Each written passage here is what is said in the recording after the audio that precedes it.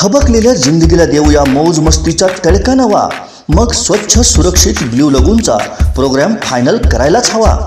Corona आणि लॉकडाऊनमुळे थबकलेल्या जिंदगीला पुन्हा एकदा रिफ्रेश करण्यासाठी सज्ज आहे समुद्राच्या काठावरचं आणि आनंदाच्या अमर्याद लाटांवरचं नैसर्गिक स्वच्छतेचं वरदान लाभलेलं अखंड प्रसन्नता देणारं ब्ल्यू लगून रिसॉर्ट। ब्ल्यू लगून रिसॉर्ट, खवणे बीच, मालवण वेंगुर्ले सागरी महामार्गालगत, खवणे, तालुका वेंगुर्ला, जिल्हा सिंधुदुर्ग।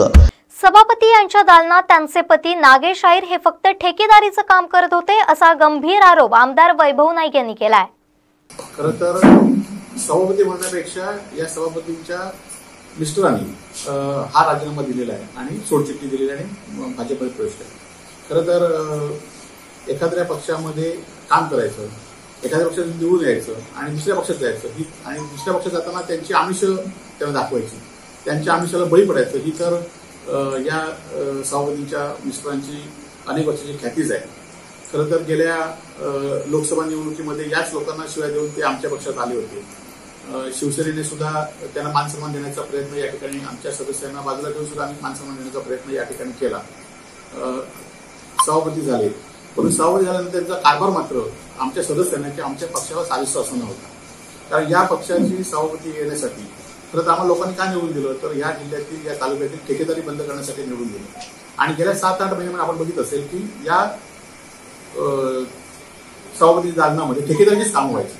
म्हणून या ठिकाणी आपण असणाऱ्या सदस्यांना आपण मला माहिती झालं की या सभापतींच्या दालनामध्ये सभापतींचे मिस्टर ठेकेदारीचा विषय करायचे आणि म्हणूनच रवी गावड्यांनी त्याची बातमी दिली काच फुटली म्हणून। आणि त्यामुळे आम्ही त्यांना जाब विचारलं की असं या पक्षामध्ये चाललं नाही, आधीच्या पक्षात चालवलं का आम्हाला माहिती नाही, पण आमच्या पक्षामध्ये ठेकेदार किंवा असं सभापतीच्या दालनात कुठलंही वर्तन चाललं नाही। आणि तसा त्यांना इशारा दिला होता आणि त्याच वेळी त्यांना सांगितलं की तुम्ही राजीनामा द्या, अशी कामं जर करायची असेल तर पक्षाच्या भूमिकेची आम्ही खासदार साहेबांच्या आदेशानुसार त्यांना आम्ही 8 दिवसापूर्वी सांगितलं। हा जो काचफोडीचा प्रकार झाल्यानंतर आम्ही त्यांना राजीनामा देण्यास सांगितला होता आणि त्या राजीनामा देण्याच्या त्यांना तो पटला नसेल निर्णय, म्हणून त्यांनी दुसरी बाजू घेतली असेल। खरं तर आमच्या सभापतीला आजही आपण बघितलं असेल की राजेंद्र जाधव आमचे सभापतीचे माजी सभापती आहेत, आमचे सर्व सदस्य आहेत आणि 10 सदस्य शिवसेनेवर आहेत आणि काही सदस्य शिवसेनेवर येतील उद्या।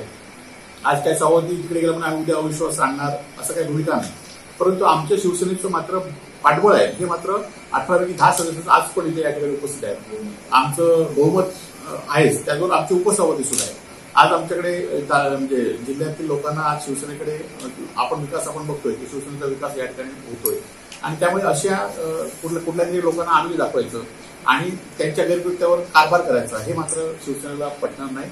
आणि म्हणून आज आम्ही सभापतीचा खरं तर 8 दिवसापूर्वी राजीनामा आम्ही सभापतीचा पक्षाच्या अधिकृत माहितीनुसार सदस्यांच्या आम्ही या ठिकाणी मागितला होता, परंतु दुर्दैवाने ते गेलेत आणि ते गेलेत म्हणून ते नालायक आहेत असं म्हणणं सुद्धा आज योग्य ठरणार नाही। परंतु आमची पक्षाची भूमिका मात्र कशी होती ही 8 दिवसापूर्वी आपण वृत्तपत्रातच ही गोष्ट आम्हाला पहिल्यांदा कळली की काच फुटली, त्या ठिकाणी जातात आणि आमच्या सदस्यांनी सुद्धा, राजेंद्र जाधवनी सुद्धा आपल्या सभागृहात सुद्धा अनेक ज्या चुकीच्या गोष्टी असतील त्या सुद्धा मांडण्याचा प्रयत्न वेळोवेळी केलेला आहे आणि तरी पण त्याचा कारभार सुधारत नाही होता, म्हणून या ठिकाणी झाले।